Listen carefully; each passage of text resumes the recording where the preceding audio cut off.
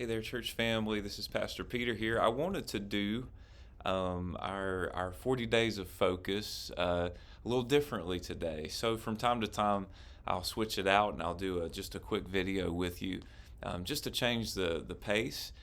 This week on Tuesday and Wednesday, you're going to be hearing from Ralph and you'll be hearing from Jennifer for 40 days of focus, so that we have some of our church staff involved and engaged in this wonderful journey of being in the Word together, focusing on the desire of God's heart for our lives, but also for our church family. And so this is day 6, and I do hope that everybody's having a great day. Today's verse, the passage of focus is from John 3:30, and John the Baptist, he said, "He must increase," talking about Jesus. "He must increase, I must decrease."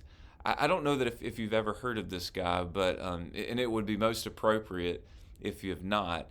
But I read the story of a monk. His name was Brother Lawrence, and he served in a monastery as a dishwasher for many years in the 1600s. And at first, he thought of his assignment as somewhat demeaning, until he realized that it was God who put him in this position to serve others, to pray for others, and to daily practice before them the presence of God when they were overwhelmed, when they were burdened, when they were busy. So God's purpose for Brother Lawrence was not primarily just to wash dishes, but to demonstrate before others that were in the monastery what it looked like to follow wholeheartedly after God.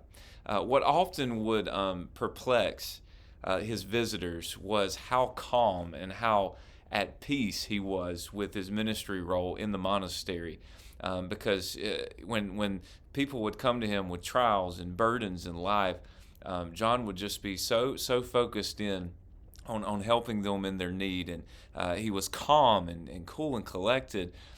He was certain that what he was doing and what God had for his life, he was certain that it was the will of the Lord. So Brother Lawrence's focus was on increasing the glory of God in his life rather than making life about himself.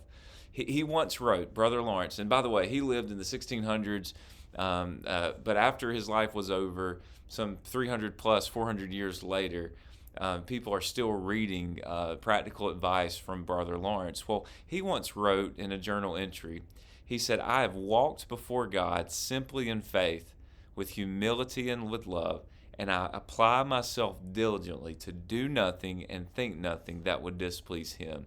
I hope that when I have done what I can, he will do with me what he pleases." In the same way, John 3:30, John the Baptist, his ministry didn't appear glamorous either. He wore animal skins, he ate bugs and honey, he lived in the desert. That doesn't sound like the most ideal ministry context, yet John understood that his ministry wasn't at all about him, but it was about pointing people solely to Christ. He desired to see people focus on the Son of God and the Savior of the world. I want to ask you today, who is on the increase and who is on the decrease in your life and in our church? If Jesus is increasing, then we would realize that we can't do God's work on our own, and we desperately need Him to work through us. If we are on the increase, we become self-centered. We take credit for His work. We become self-centered. We make little of the opportunities that He provides to serve Him if they aren't what we desire. When Jesus is increasing in our lives, we embrace His instruction. We receive His correction. We seek to make everything that we do about Him. We find meaningful ministry in anything that He leads us to do. Our role in ministry is not to be on our focus, but on Jesus. Our reward is not that people would see or know us, but that they would see and know and follow Christ. So as you pray today, reflect on your life and reflect on your ministry and ask the question, am I practicing living in the presence of God? Am I content with what He's called for me to do? Is the spotlight of ministry shining on me, or is it shining on the one who saved us and called us? Is Jesus increasing in my life, or am I decreasing? So have a great rest of the day.